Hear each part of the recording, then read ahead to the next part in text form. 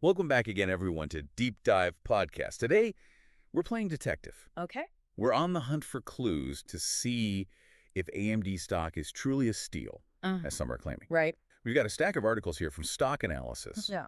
covering everything from AMD's financials to their position in the AI race. What's fascinating here is that AMD is at a real crossroads. Hmm. Their financials are down in 2023, yet analysts are predicting a huge surge in their stock price. Oh, wow. There's a lot to unpack to see if those predictions hold water. You know, I've always been curious about how AMD stacks up against giants like NVIDIA. So before we jump into the numbers, Sure. can you give us a quick rundown of AMD's core business? Absolutely. You're likely familiar with AMD's Ryzen processors, which power a lot of PCs, but their business goes way beyond that. Okay. They've got four main segments: data center, client, gaming, and embedded. Oh, wow. This means they're not just making chips for your laptop, but also for massive data centers, gaming consoles, and even specialized embedded systems. And within those segments, Mhm. they have some pretty well-known product lines, right? Exactly. Ryzen, as we mentioned, is their flagship CPU line, competing directly with Intel. Right. Radeon is their graphics card line, going head-to-head with NVIDIA. Okay. And then there's EPYC, their server processors, that have been gaining traction in the data center market. Okay, so they're a major player in the semiconductor world, but let's talk about their recent financial performance. Our sources indicate their 2023 revenue and earnings took a dip, right? That's correct. Their 2023 revenue came in at $22.68 billion, which is about a 4% decrease compared to the previous year. Earnings also saw a decline, dropping 35% to $854 million. That's a pretty significant drop in earnings. Is this a sign of trouble, or is there more to the story? That's where things get interesting. If we look at their income statement, we see that revenue and earnings were actually on a tear in the years leading up to 2023. Okay. For instance, in 2021, their revenue jumped by a whopping 68%. Wow, there's a massive jump. So what happened in 2023 to cause such a sudden shift? Well, there are a few factors at play. The global chip shortage finally eased up, which led to increased competition and pricing pressure. Okay. The PC market also slowed down significantly, impacting their client segment. And then there's the overall economic climate with inflation and uncertainty, putting a damper on spending. So it sounds like a combination of industry-specific and macroeconomic forces contributed to their recent decline. Yeah. But here's the part that really caught my eye. Despite these declines, the average analyst price target for AMD stock predicts a nearly 50% increase. Oh. That seems almost paradoxical. It's certainly a bold prediction, and it suggests that many analysts believe AMD is currently undervalued. But to understand why they might think that, we need to look at their potential, particularly in the booming AI market. This is where things get really interesting for me. I know AI is all the rage these days, but how does AMD fit into that picture? I always hear about NVIDIA dominating the AI space. You're right. NVIDIA is the 800-pound gorilla in the AI GPU market. But to understand the competitive landscape, we need to clarify the difference between CPUs and GPUs. Okay. CPUs, like AMD's Ryzen, are like the brains of a computer, handling general processing tasks. GPUs, like the Radeon line and NVIDIA's offerings, are specialized for handling the massive parallel processing required for AI applications, like deep learning. So NVIDIA's GPUs are optimized for AI, giving them an edge in that market. But where does AMD fit in? That's where AMD's strategic focus on cost effectiveness comes into play.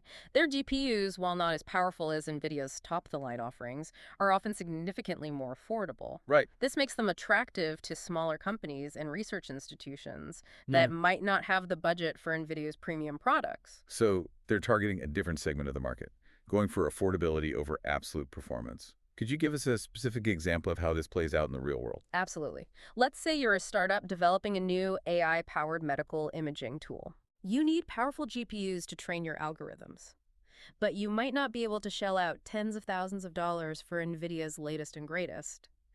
AMD's GPUs offer a more budget-friendly option, allowing you to get your project off the ground without breaking the bank. That's a really clear illustration of how AMD's cost-effectiveness could be a major advantage in the AI market.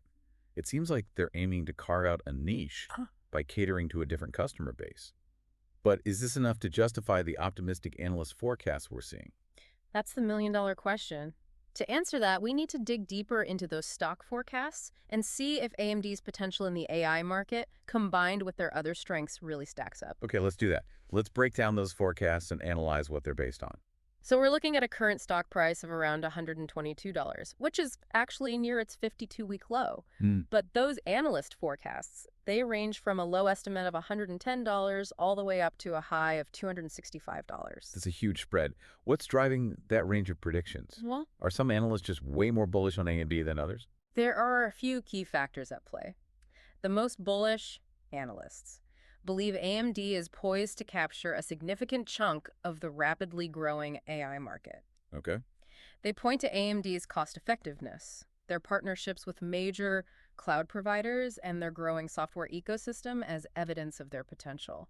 But what about those on the more bearish side? What are their concerns? The more cautious analysts worry that AMD might not be able to keep pace with NVIDIA in terms of technological innovation.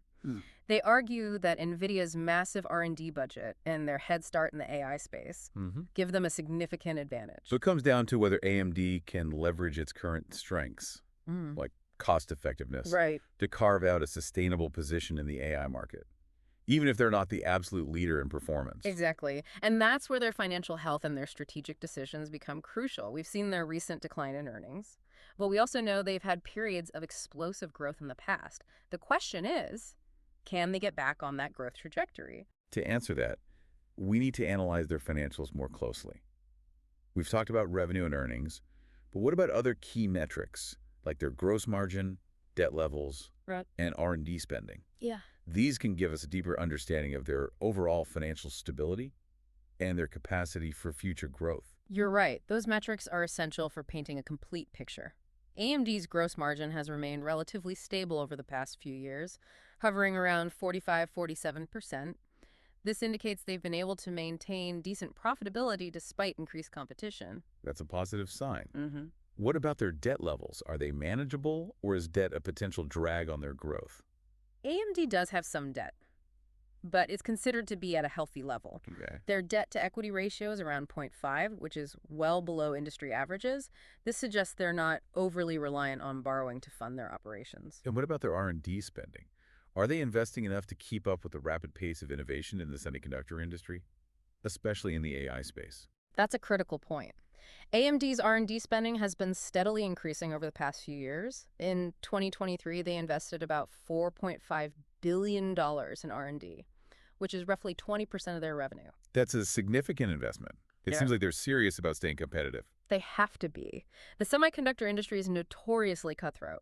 Companies that don't invest heavily in R&D risk falling behind quickly.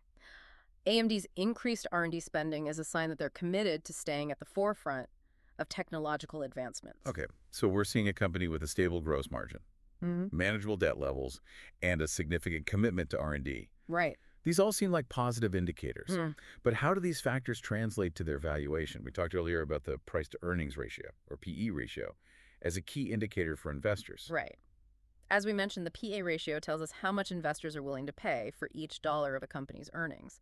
A high PE can indicate overvaluation, while a low PE might suggest undervaluation. Yeah. Currently, AMD's PE ratio is around 24, based on forward earnings estimates. So how does that 24 compare to industry averages and AMD's historical PE ratio? Is that a good PE, or does it signal potential overvaluation? Well, the average PE ratio for the semiconductor industry is currently around 22, so AMD is slightly above the average. Okay. However, if we look back at AMD's historical PE ratio, we see it's been as high as 140 in recent years. Wow. This suggests that even though they're slightly above the industry average, they might still be considered undervalued relative to their own past performance. That's interesting. So we're seeing a company with solid financials, significant investments in R&D, and a PE ratio that suggests potential undervaluation, at least compared to their historical performance. Right. But you can't forget their recent earnings decline and the competitive pressures they face, Yeah. particularly in the AI market. This is where their strategy and their ability to execute become paramount. Absolutely. All these factors contribute to the complex picture we're trying to understand. It's not a simple black and white scenario. There are certainly risks and challenges, but also potential opportunities for growth. All right, so we've covered a lot of ground here. Examining AMD's financials, their position in the AI race, and their current valuation. It's a multifaceted story with both promising signs and potential pitfalls. But ultimately, we need to answer the question that brought us here. Is AMD stock truly a steal, as some believe? That's the crux of it. We've laid out the evidence. examined the arguments from both sides, and explored the nuances of their situation. Now it's up to each individual investor to weigh those factors and make their own informed decision. Exactly. Investing is a personal decision, and there's no one-size-fits-all answer. But hopefully this deep dive has provided you with the insights and information you need to evaluate AMD's potential and decide whether it aligns with your investment goals and risk tolerance. Remember, investing always carries inherent risks, and thorough research, careful consideration, and consulting with a financial advisor are essential steps before making any investment decisions. We've only scratched the surface of AMD's story. Yeah, there's always more to uncover. If this deep dive has sparked your curiosity, be sure to check out the full articles from Stock Analysis. Right. We've linked them in the show notes for you. Yeah, definitely worth a read. Remember, before making any investment decisions, always do your own research and consult with a financial advisor. Absolutely solid advice. Happy investing, everyone. Happy investing. Well, I guess that is all from us. Thanks for tuning in, and remember to like and subscribe.